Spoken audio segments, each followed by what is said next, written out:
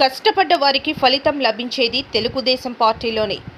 తుని నియోజకవర్గం కోటనందూరు మండలానికి చెందిన యువనేత వెలగ వెంకటకృష్ణారావు తెలుగుదేశం పార్టీ తరఫున ఇటు తుని అటు అనకాపల్లి జిల్లాలో గత ఎన్నికలలో విస్తృత పర్యటనలు చేసి కార్యకర్తలకు అనేక సేవా కార్యక్రమాలు అందించారు. ఆయన శ్రమకు తగ్గట్టుగా పోలిట్ బ్యూరో సభ్యులు, సీనియర్ నాయకులు యనమల రామకృష్ణుడు, శాసనసభ స్పీకర్ చింతకాయల అయ్యన్న పాత్రుడు కష్టపడ్డ ప్రతి కార్యకర్తకి ఫలితం లభిస్తుంది అనే విధంగా కోటనందూరు ప్రాథమిక ఆరోగ్య కేంద్రం కమిటీ చైర్మన్గా, నర్సీపట్నం మార్కెట్ యార్డ్ డైరెక్టర్గా సముచిత స్థానం కల్పించారు. అనకాపల్లి జిల్లా నర్సీపట్నం వ్యవసాయ మార్కెట్ కమిటీ ప్రమాణ స్వీకార మహోత్సవం ఘనంగా జరిగింది. ఈ కార్యక్రమానికి స్పీకర్ చింతకాయల అయ్యన్న పాత్రుడు, ఉమ్మడి విశాఖ జిల్లా డీసీసీబీ చైర్మన్ కోన తాతారావు అతిథులుగా హాజరయ్యారు. చైర్మన్గా గవిరెడ్డి వెంకటరమణ, వైస్ చైర్మన్గా కన్నం నాయుడు, సభ్యులుగా వెలగ వెంకటకృష్ణారావు మరియు కొంతమంది సభ్యులు ప్రమాణ స్వీకారం చేశారు. అనంతరం speaker Ayyanna Patrudu, DCCB chairman కోన తాతారావు వీరిని అభినందించారు. ఈ సందర్భంగా అయ్యన్న మాట్లాడుతూ మార్కెట్ యార్డ్కు కావలసిన అన్ని వసతులు సమకూర్చాలని, రైతులకు ఉపయోగపడే విధంగా కోల్డ్ స్టోరేజ్ నిర్మించాలని, భూసార పరీక్ష కేంద్రాలను ఏర్పాటు చేయాలని, వ్యవసాయ మార్కెట్కు ఆదాయ వనరులు సమకూర్చే విధంగా కృషి చేయాలని, ఓపెన్ ఆడిటోరియం నిర్మించాలని నూతన కమిటీకి సూచించారు. వెలగ వెంకటకృష్ణారావు స్వతహాగా వ్యాపారవేత్త అయినప్పటికీ గత ఎన్నికలలో తుని, నర్సీపట్నం నియోజకవర్గాల్లో తెలుగుదేశం పార్టీ గెలుపుకు విస్తృత ప్రచారం చేశారు. ఆయన యొక్క సేవలను గుర్తించి 2 నియోజకవర్గాల నాయకులు గుర్తించి కోటనందూరు ప్రాథమిక ఆరోగ్య కేంద్రం అభివృద్ధి కమిటీ చైర్మన్గాను, నర్సీపట్నం వ్యవసాయ మార్కెట్ కమిటీ సభ్యుడిగాను పదవులు వరించాయి. ఈ కార్యక్రమంలో కోటనందూరు మండలం నుండి నాయకులు, కార్యకర్తలు, అభిమానులు, శ్రేయోభిలాషులు, బంధువులు విచ్చేసి అభినందించారు.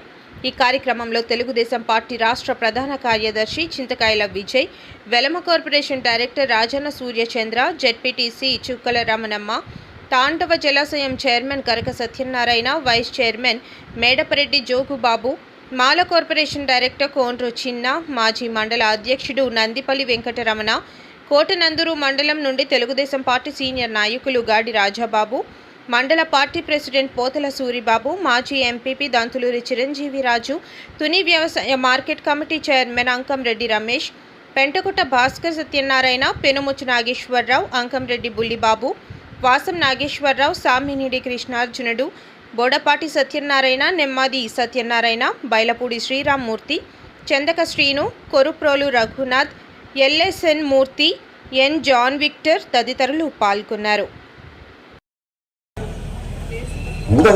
ఏం చేస్తామంటే ప్లాన్ చేసి ముందు షాప్లో అమ్ముకుంటాడు. రాత్రి ఇంటికి వెళ్ళిపోయేటప్పుడు ఈ సామాన్లు అంతా బయట వెనకాల రూములు పెట్టుకుంటాడు, తాళం వేసి వెళ్ళిపోతాడు. ఒక రాత్రి అక్కడే పడుకోవాలనుకుంటే ఆ రూములో ఒక పచ్చి మంచమో మడత మంచం, అదే మడత మంచమో ఒక మంచం వేసి పడుకుంటాడు. ఆ డిజైన్ చేసి మొత్తం 56-60 షాపులు కట్టండి ఇక్కడ.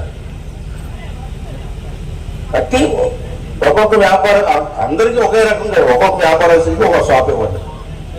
రైతు వాళ్ళు రైతుకే, పండించిన రైతే పండించి సరుకు తీసుకొచ్చి ఇంట్లో పెట్టుకొని ఇక్కడ అమ్ముకొని మళ్ళీ వెళ్తారు. అది రైతు కమిటీ, ఇది వ్యాపారస్తుల కమిటీ కాదు ఇది. అంటే రైతు కోసం మొత్తం అమ్మ 50-60 షాపులు కట్టండి. ఓకే, అదొకటి నా కోరిక. ఇది జరగాల ఈ టైంలో. ఓపెన్ ఆడిటోరియం వచ్చే దారిలో మనం ఎలా వస్తుంటే ఎడం పక్కన స్థలం ఉంది. నేనేమన్నానంటే అక్కడ ఓపెన్ ఆడిటోరియం ముందు స్థలం అంతా ఖాళీగా ఉంటుంది. ఇలాగ స్టేజ్ కట్టి, ఇంత స్టేజ్ అవసరం లేదు, దీంట్లో ఈ మాత్రం కట్టి పైన ఏమో రూఫ్ వేసి ఈ మన నియోజకవర్గంలో రైతులు తాలు పిల్లలకే, మరి పిల్లలకి ఇవ్వద్దు. రైతులు తాలు పిల్లలు ఎవరైనా పెళ్లి చేసుకుంటే తక్కువ రేటుకి అది ఇవ్వాలి.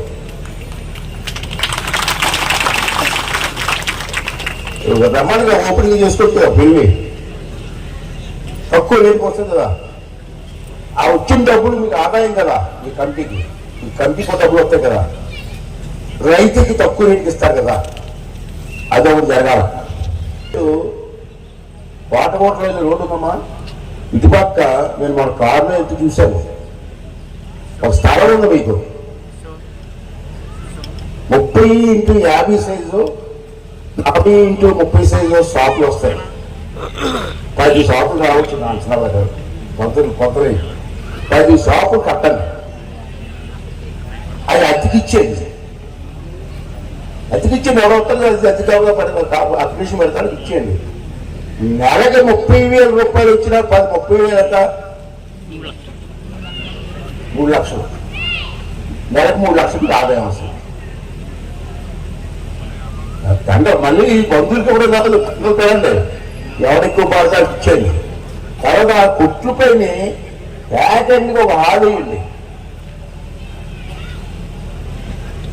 10 కొట్లు కదా, ఒకటే హాలు ఏది హాలు కంప్యూటర్ కోర్సుకో ఇది చదివించండి. అప్పుడు ఈ నెలకి 5 లక్షల రూపాయలు ఈ కంపెనీకి వస్తుంది ఆదాయం. ఆ కంపెనీ 5 లక్షల రూపాయలు నెలకి 5 లక్షలు వస్తే సంవత్సరానికి ఎంత అవుతుంది?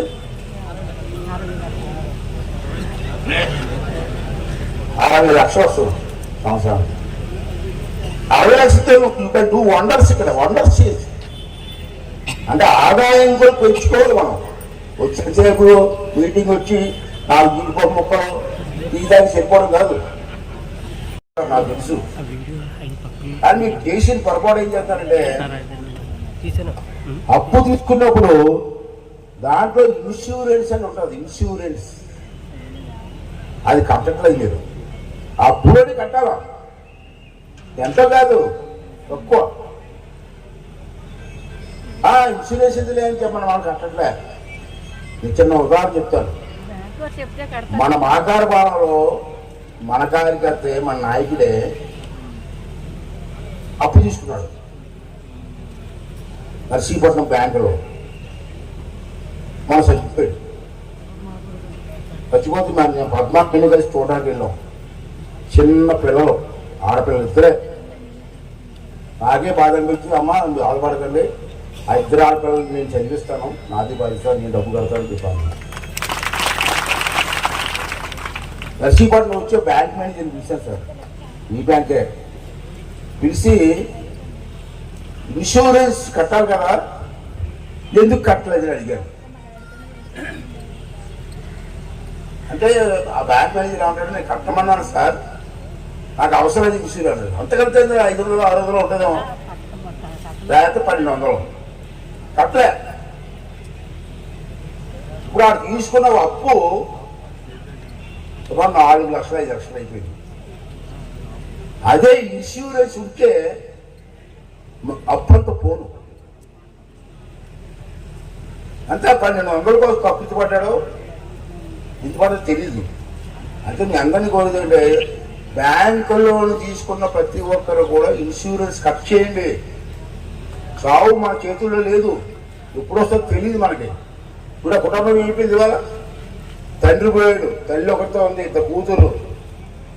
అప్పు తీరుస్తుందా, కూతురు చదివిస్తుందా? అంటే ఎవరు కూడా ఆఫ్టర్ 1200 800 ఉంటుంది, కట్టేయండి. ఏ చెప్పినా చావు మా చేతుల్లో లేదు, ఇప్పుడేం చేసి తెలియదు. ఏంటి ఆ పొరపాటు చేయొద్దండి. క్రాప్ ఇన్సూరెన్స్ ఒకటి.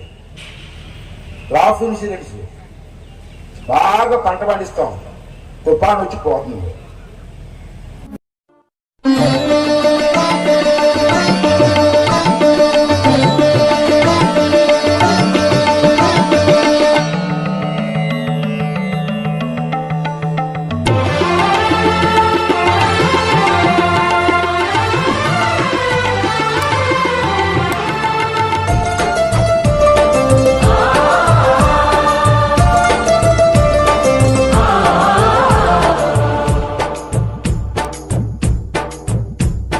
నమో నమో నా తెలుగుదేశమా, నమో నమో నా తెలుగుదేశమా, నందమూరి గుండె నుండి పొంగిన ఆవేశమా, స్వర్ణాంధ్రను నిర్మించగా సాగే ప్రస్థానమా. వందనం వందనం శిరసాభివందనం, వందనం వందనం హృదయాభి వందనం నమో నమో నా తెలుగుదేశమా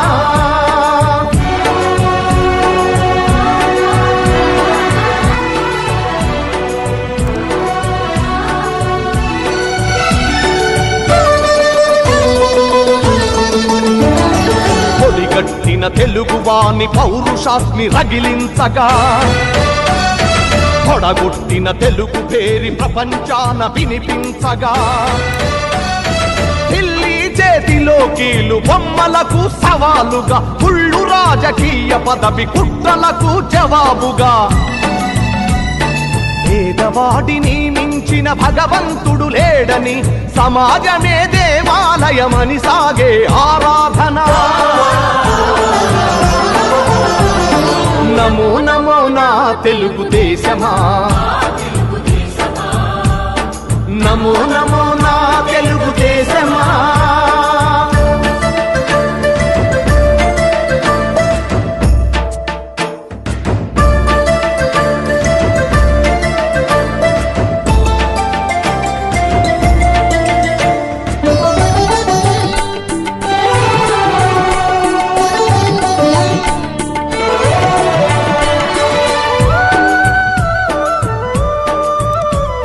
స్వచ్ఛమైన గాలి నీరు ఊరూరికి కానుకగా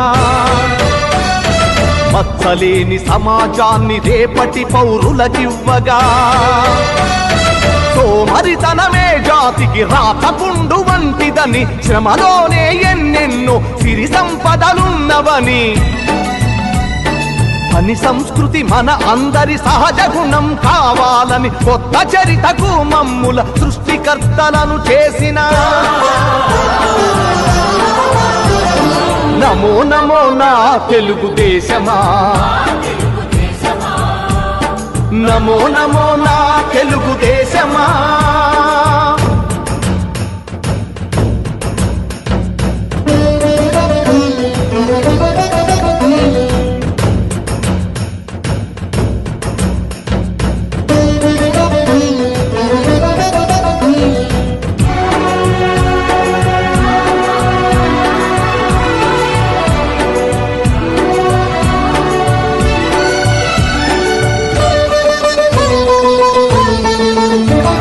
శ్రమలోని రెండు అక్షరాలు అతని చేతులు దూరాలను కాదు జాతి భవితను చూసే చూపులు పట్టుదలకు ప్రతిబింబంగా వెలసిన మూర్తి అతడు తెలుగు తల్లి కలలు నిజం చేసిన నాయక చంద్రుడు చంద్రబాబు అడుగు జాడలో సాగే పయనంలో మలుపు మలుపులో గెలుపు మన కోసం వస్తుంటే నమో నమో నా తెలుగుదేశమా నమో నమో నా తెలుగుదేశమా నందమూరి గుండె నుండి పొంగిన ఆవేశమా స్వర్ణాంధ్రను నిర్మించగా సాగే ప్రస్థానమా వందనం వందనం శిరసాభివందనం వందనం వందనం హృదయాభివందనం నమో నమో